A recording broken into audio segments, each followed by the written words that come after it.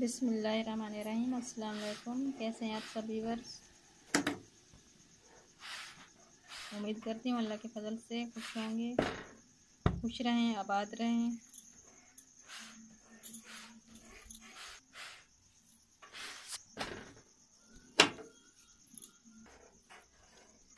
तो आज मैं बना रही हूँ सुहाजना आलू की रेसिपी। पहले भी मैंने अपने चैनल पे ये अपलोड किया है, मगर आज डिफरेंट तरीके से बना रही हूँ। ये भी आपने ज़रूर देखनी है, स्किप नहीं करना, आपने फुल वॉच करना है। और अगर आप मेरे चैनल पर नए हैं तो मेरे चैनल को सब्सक्राइब करें। वीडियो अगर अच्छी लगे तो वीडियो को लाइक और शेयर करें। तो फिर आए बनाना शुरू करते हैं।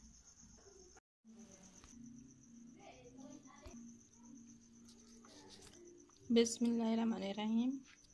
अस्सलाम वालेकुम।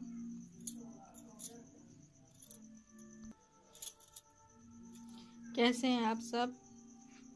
जहाँ रहें खुश रहें, आबाद रहें, दुआ में याद रखें। तो शुक्रिया मेरे चैनल मज़ेदार देसी खाना पर आने के लिए। तो आज मैं बना रही हूँ आलू और सुहाजना। पहले भी मैंने ये वीडियो बनाई है, अपलोड की है आलू और सुहाजने की। आज फिर थोड़ा डिफरेंट तरीके से बना रही हूँ, तो आज फिर आपसे शेयर कर रही हूँ। इसके लिए मैंने ये आलू लिए हैं आधा किलो।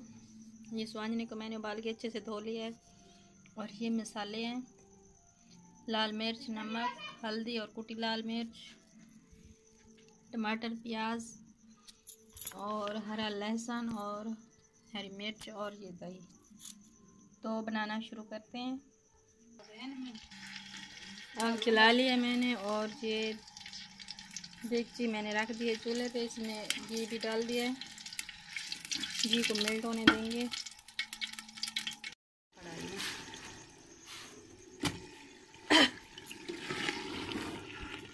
ये बनकर तैयार हो गया है।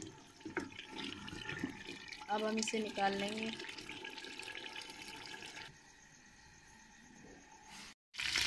घी गरम हो गया है, मैंने इसमें प्याज डाल दिए हैं। अब मैं अदरक और लहसुन का पेस्ट बना लूँगी। ये अदरक और लहसुन को बारीक काट के मैंने यहाँ डाल दिया। मैं इसका पेस्ट बना लूँगी। लहसुन का पेस्ट मैंने बना दिया है। हमारे अच्छे से भून गए हैं। अब हम इसमें अदरक लहसुन का पेस्ट शामिल कर देंगे। बिस्मिल्लाहिर्रहमानिर्रहीम।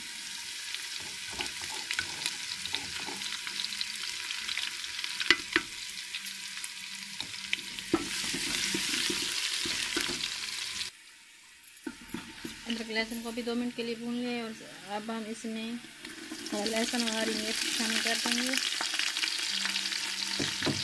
इसे भी भून लेंगे।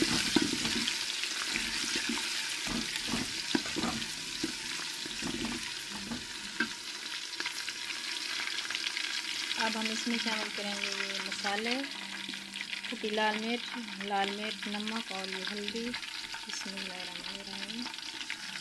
ये शामिल कर देंगे और इसे भून लेंगे।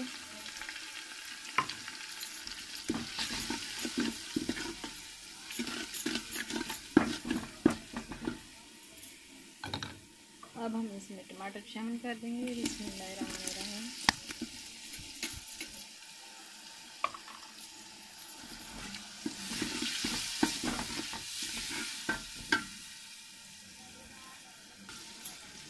साथ ही हम इसमें थोड़ा सा पानी शामिल कर देंगे।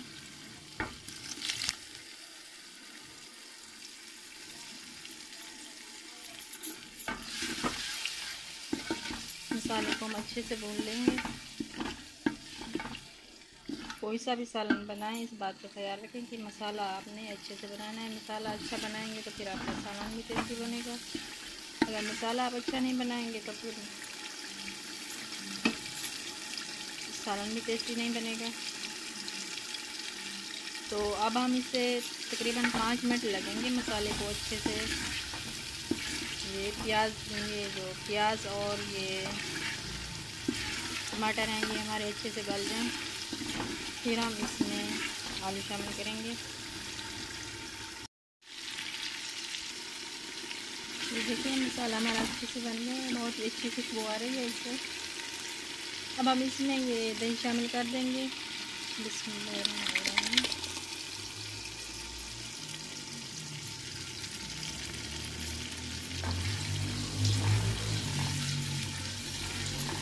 मसाले के साथ अच्छे से दही को पकाएंगे हम। दही हमारी अच्छे से मेल्ट हो जाए इसमें।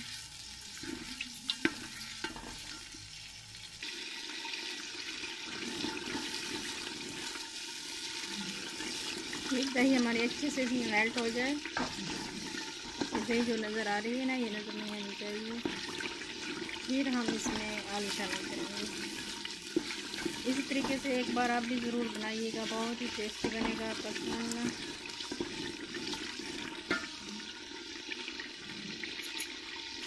ये बनकर तैयार हो गया मसाला हमारा बहुत ही अच्छे से। ये देखें, अब हम इसमें शामिल करेंगे इसमें पोटैटो यानी कि आलू।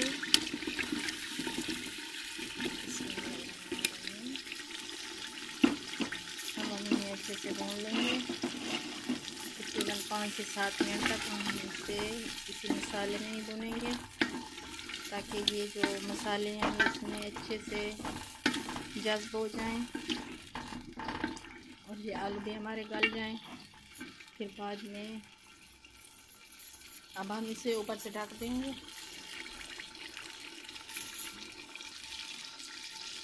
तकरीबन 5 मिनट तक हम इसे ऐसे ढक कर पकाएंगे। 5 मिनट ऐसे नहीं कि आपने प्लेट रख देनी है और 5 मिनट तक आपने देखना ही नहीं, ऐसे नहीं करना। बीच बीच में से चलाते रहना है, चेक करते रहना है नीचे से ये लग ना जाए। फिर 5 मिनट के बाद फिर देखते हैं। तकरीबन हमें 15 मिनट हो गए हैं पकाते हुए। मैंने इसमें पानी बिल्कुल भी शामिल नहीं किया उस मसाले में। ये आलू हमारे गल गए हैं। हम इसे चेक कर लेंगे कि आलू हमारे गले हैं या नहीं गले।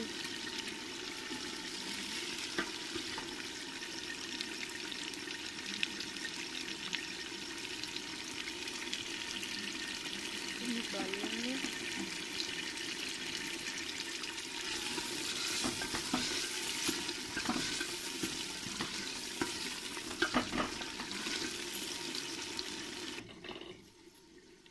चम्मच से हम इसे चेक कर लेंगे। ये देखें, ये आलू हमारे गल गए हैं।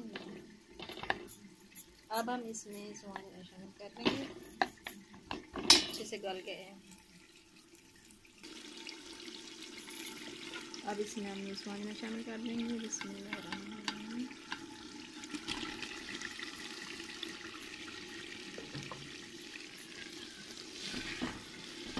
मिक्स कर लेंगे इसमें और 1 गिलास ना पानी का हम इसमें शामिल करेंगे।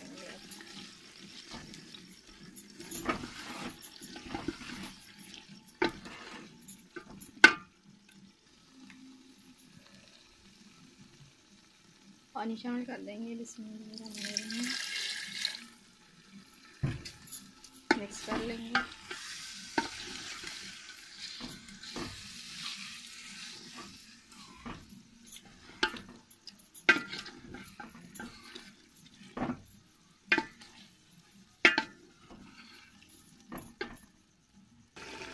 अब हम इसे पानी खुश्क होने तक पकाएंगे। फिर देखिए